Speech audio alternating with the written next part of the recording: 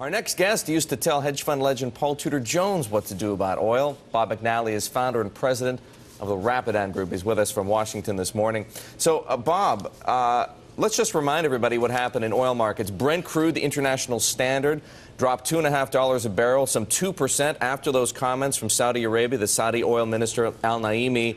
But then it ended down just 1.3%. It's up today. What does that say about Saudi Arabia? Are they that powerless in this energy market?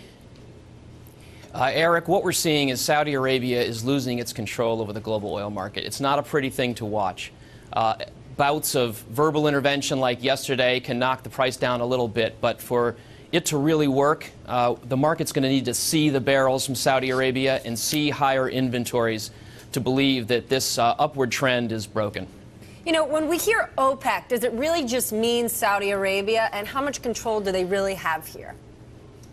You know, it really does. On the official data, Saudi Arabia holds the vast majority, I believe all, of spare capacity in OPEC, and spare capacity is the tool that OPEC uses to control the market. And as I said, OPEC, Saudi Arabia, has not been holding enough oil in spare to stabilize the prices in peacetime, much less when the market is fearful, as it is now due to disruption risks. You need about 5 million barrels a day right now in spare to stabilize the price. They've got about 2.5 million barrels a day at best. Market participants think it's lower. So that's just not enough in a tight and fearful market. I don't think it's going to come back to that 4 to 5 to 6 million barrel a day level anytime soon. And if that's the case, then the price mechanism is going to return really for the first time in 90 years to enforce the iron law. You can't consume what you don't produce. And that means more oil price volatility.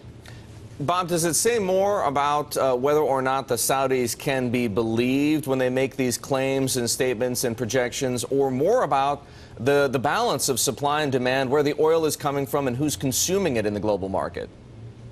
You know, I think it's more the latter is what folks are really focused on these days. Again, market participants would be delighted to see the Saudis go to 12.5 million barrels a day. But even if they did, that would leave spare capacity in the system zero.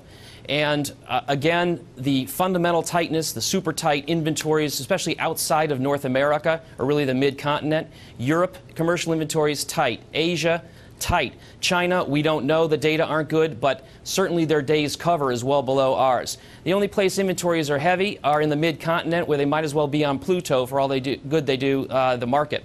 So really it's a focus on those barrels, on inventories.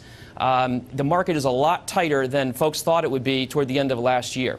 What role do speculators here, or just players in the commodity markets, play in these oil prices moving up? Just yesterday, Julian Radcliffe from Chichester Capital was laying some blame on new investors, say from the equity space, who are starting to play in the oil game and really driving prices. Look, market participants, whether they're physical or financial, can play a role in the days or hours for market movements. You know, when the SPR is used, it'll affect the price. When Pemex puts on a hedge, it'll affect the price for a couple days. When passives roll their positions, it'll affect the price. But over days to months to years, the trends we've seen are not explained by any new participants. There's no evidence of physical hoarding, which is what you would need to see, I think, to credibly believe that these new market participants, financial market participants, are distorting the price of oil. They're all involved in the formation of prices, but they're not distorting prices or, I think, responsible for the trends we've seen over several years, though they can have an impact hour to hour, day to day. Bob, what about the Iran factor? We've been speaking for weeks and possibly months now about the threat of an Israeli strike on Iran, but there's a more immediate concern potentially about Iran, and that's whether or not Iranian oil is finding its way to market. You and I both know that the U.S. has been jawboning China and South Korea. It's had some success in Japan. To what degree is that playing a role in the crude price right now? Well, I think we don't really have good visibility on what's happening to Iranian crude. What IEA is reporting is that we could lose by the middle toward the end of this year 800 to 1 million barrels a day, 800,000 to 1 million barrels a day, maybe even more.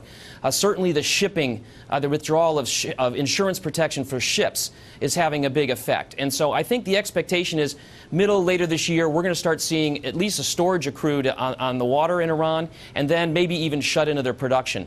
But I think what's alarming investors is the the thought that there could be a military conflict as soon as this summer that could threaten, the 17 million barrels a day that goes through the strait. We're talking about an all-time, the biggest geopolitical disruption ever in the history of the modern oil market. And with tight spare production capacity in all of that north of the Strait of Hormuz, I think just that prospect sorts to alarm investors who had thought of Iran as boy who cried wolf. Remember, we've been talking about Iran since 2003. The market has gotten complacent about it until recently, never thought the Israelis would do anything. I think folks are taking just the general risk much more seriously.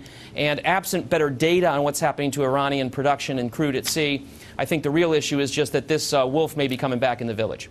All right, Bob, thanks very much for enlightening us about what Saudi Arabia and OPEC really do mean in the world of energy and oil right now. Bob McNally, he runs the Rapid Group, used to advise Paul Tudor Jones.